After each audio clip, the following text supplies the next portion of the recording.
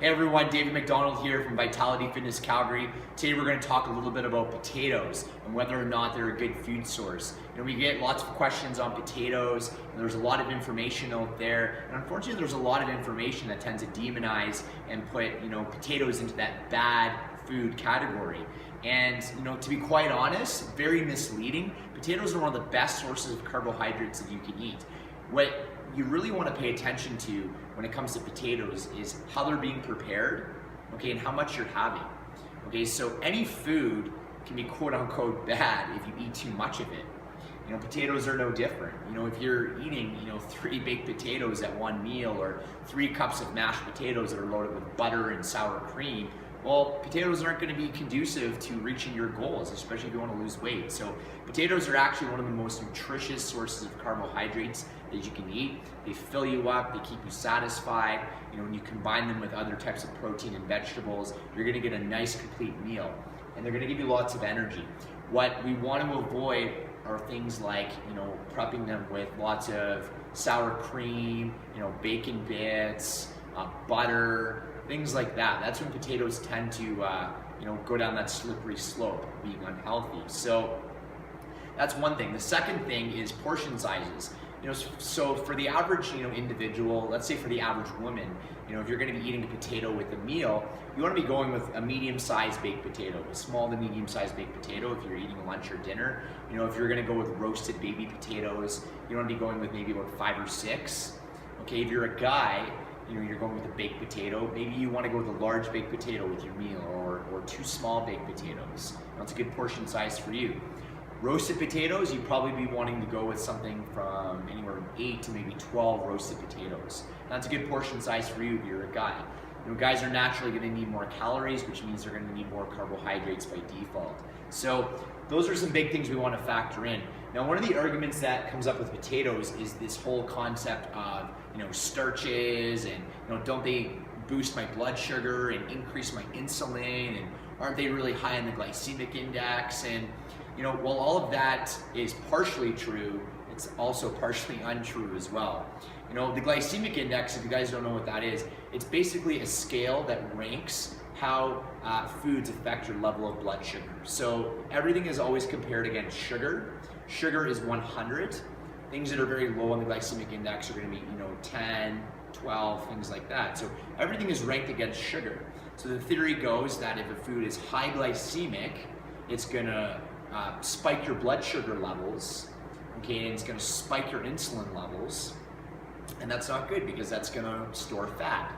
And storing fat, if you're turning on a hormone that's going to store fat, then we're not going to be able to lose fat. So that's the simplified version of the theory. Now, there are some things that are misleading about that. One thing that's not factored into the glycemic index is portion sizes. Okay, well, if you're eating a very small amount of a particular food that might be high in the glycemic index, it's not going to spike your insulin as much.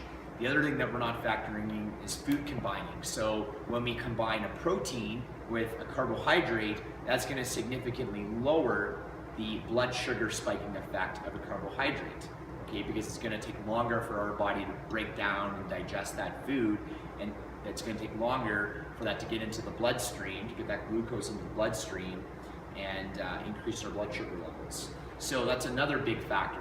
Also, the other thing that's not factored in is fats. So we'll be having fats with our meals. So again, fat is going to slow down how quickly our blood sugar levels spike from a particular food. Okay, what you guys can do at home, actually, this is a very good way to test this out, is have rice or a potato with some vegetables and have it for a meal. Don't have any protein. And then the next day, have protein after, and notice how you feel. Notice how much different you feel when you factor in the protein. You're going to have more sustained energy. Your blood sugar levels are going to be sustained. You're not going to spike and then crash. Okay, your blood sugar levels are going to rise. They're going to rise moderately, and then they're going to level off, and it's going to take longer for them to come down. Okay, so you get a more sustained level of blood sugar and more sustained level of energy when you factor in protein with the carbohydrate. Okay, the other thing we're not factoring in with this is exercise. So if you're a very active individual who's burning calories, who's lifting weights, who's doing intense sessions of cardio, doing core work, he's combining all of those good things in, then your ability to burn through and utilize carbohydrates is going to be greater, okay, than someone who's going to be sitting on their couch not doing anything. Okay, so the insulin effects of carbohydrates are going to be less. Our insulin sensitivity is going to be greater if we work out and if we're active compared to if we just sit on the couch and do nothing. Okay, so all of those things need to be factored in when it comes to looking at a food if it's good or bad, especially with potatoes. The other thing we got to look at is nutritional value. Okay, potatoes are very, very high in vitamins and minerals, specifically potassium. Okay, so we also need to look at the nutritional value of the food.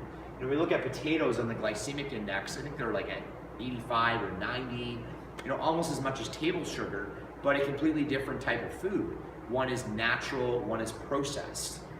One has vitamins and minerals, one has no vitamins and minerals. One gives you great energy, the other gives you short-term energy, and then you crash after. So we got to look at all of these factors when we're determining whether a food is good or bad. Now, in terms of potatoes are very good, provided they're being prepared in a healthy manner, and we're following proper portion sizes.